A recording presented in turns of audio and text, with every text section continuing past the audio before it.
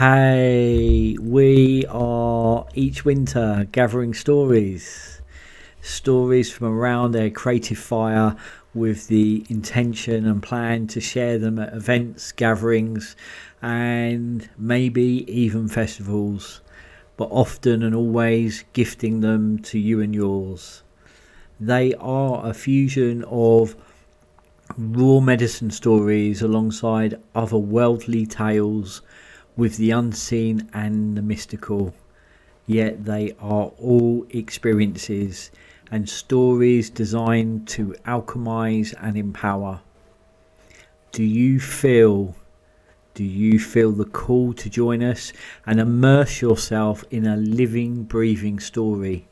If so, come and join us for this winter's Step into the Story, a creative writing experience with yours truly.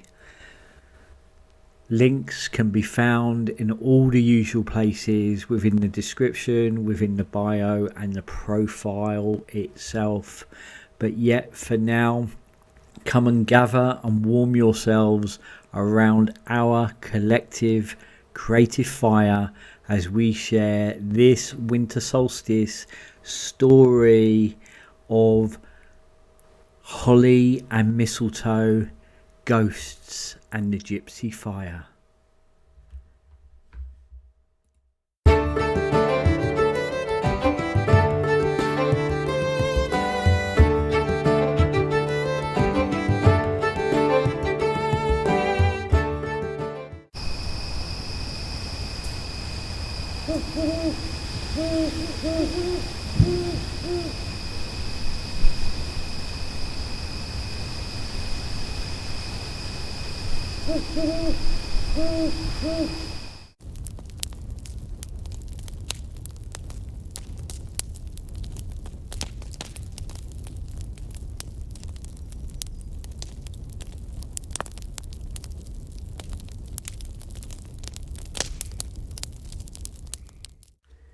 It was the eve of winter solstice, and the woodland near the old Blue Railway hummed with an uncanny stillness. The branches were bare and black against a bruised sky, and a thin frost clung to the mossy ground. Three strangers, each following their own quiet pull, happened to cross paths where the narrow deer trail split. Cassie was the first, a modern witch, though she hated the label. She wore Doc Martens and a battered black coat, and a satchel full of candles and herbs slung across her shoulder. She was out foraging for holly. Each sprig seemed to pulse with a quiet, uncanny energy, as though it remembered every winter and every frost and every whispered tale told beside crackling fires. Now, folk wisdom had long warned of holly's dual nature, a protector of the home, yes, but also a sentinel of the other world. Some say its berries hold the power to ward off evil spirits, whilst its thorny leaves could prick the hands of those approached with ill intent. And others whispered that holly marked the thin places, those between the worlds, where Fae and Shadow lingered at the edges of mortal sight. Now, my mum's people, Irish in origin, spoke of the Shil Callanan, meaning the holly fairy. Now, it was said She, the holly fairy, stood beneath a lone holly tree, always at dusk. The leaves shimmer this dark green, the berries bright scarlet. The figure's hair is like finely textured evergreen. Her cloak dusted with frost. In her hand, she's often seen holding a slender white wood staff known as Hollywood. Now, did you catch that? Hollywood. Now, that is for another tale and another story within a story. Now, the Fae were often seen at dusk beside the lone holly tree, holding a staff or even a wand or even a single sprig of holly, her eyes reflecting the winter sky, her presence calm yet powerful, rooted like the tree itself. Now Cassie, she had touched the branches, gently letting the prick of a thorn remind her that even beauty can bite. And with each berry she plucked, she felt a tiny pulse of winter's magic settle into her palms. And then came along Rowan, a druid with a mane of curls and a thermos of nettle tea, which he lovingly called Stinger. He moved through the trees as though listening to something ancient beneath the soil, humming a low song that made the winter air vibrate and bend. Last was Rose, a painter. She wandered away from the station after finishing a mural in town, her sketchbook tucked under her arm.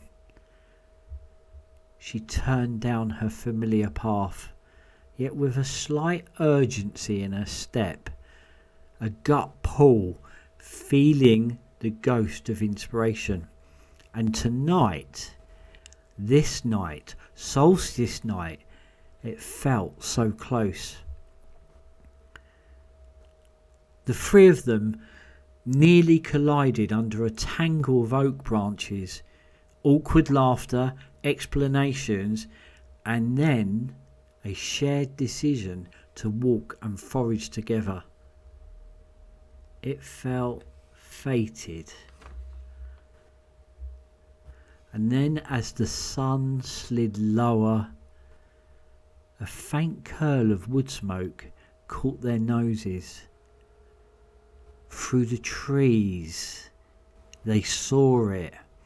An old gypsy wagon, a caravan, its paint faded but still vibrant in places, like memories refusing to die. And beside it, a small fire crackled, and an old woodsman sat in a creaky chair, wrapped in a heavy threadbare coat. His eyes glinted like stars. "Evening," he rasped. "Solstice night draws curious souls. Come and warm yourselves." The three exchanged wary looks, but the firelight was too inviting and the cold too sharp. They settled around the flames, steam curling from Rowan's cup, Cassie rubbing her hands together, and Rose staring into the flames as though they might just speak back. The woodsman leaned forward, "I've a tale for you," he said. "It's tradition to tell ghost stories on Solstice Eve. When the sun stands still, the dead draw near." His voice wove through the night like smoke. He then turned to them and he told them of a traveller long ago who took shelter in the forest on the darkest night. The traveller lit no fire, made no sound, yet by morning all the trees around him had shifted, roots snaking closer into the night. When he awoke, he was no longer where he had laid. The forest had moved him. Now, some say it does that when it senses lost souls, rearranges itself to bring them together, or even claim them. Cassie shivered. The cold was biting. Rowan watched the old man with narrowed eyes. Rose, ever the artist, sketched his weathered face by firelight, caught somewhere between fear and fascination.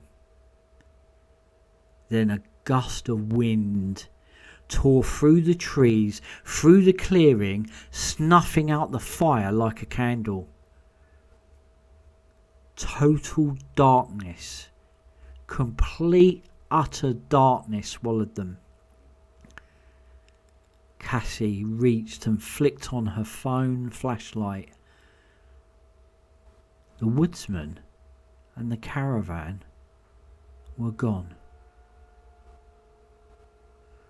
No tracks, no scent of smoke, just untouched frost, when moments ago the ground had been warm. The three stood in stunned silence. Rose whispered, did that actually?" Rowan nodded slowly. "The forest wanted us here, not to scare us, to remind us. Solstice isn't about tinsel and lights, it's about thresholds. Who we were, who we are, and who we choose to become when the night is longest." Cassie took a deep breath and let out a puff of white into the dark air. "And maybe, she said, maybe the ghosts aren't always out there. Maybe they're parts of us we've ignored." When they finally made their way back to the path, it had just gone midnight, and the night felt different, deeper, watchful.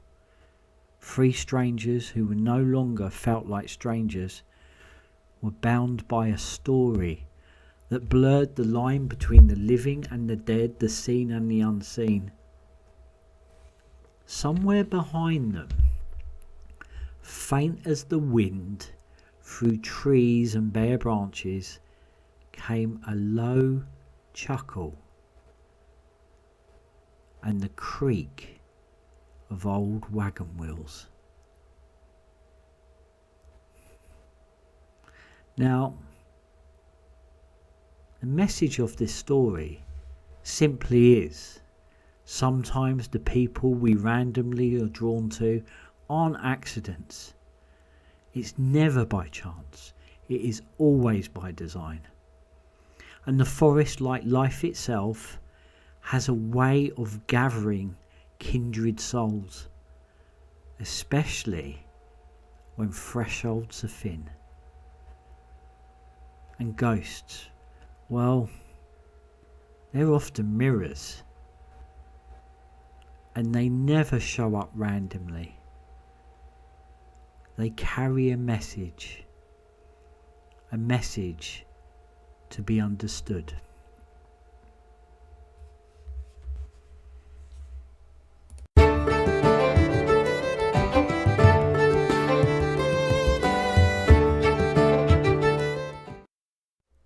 As the innate often says, weaving words into worlds.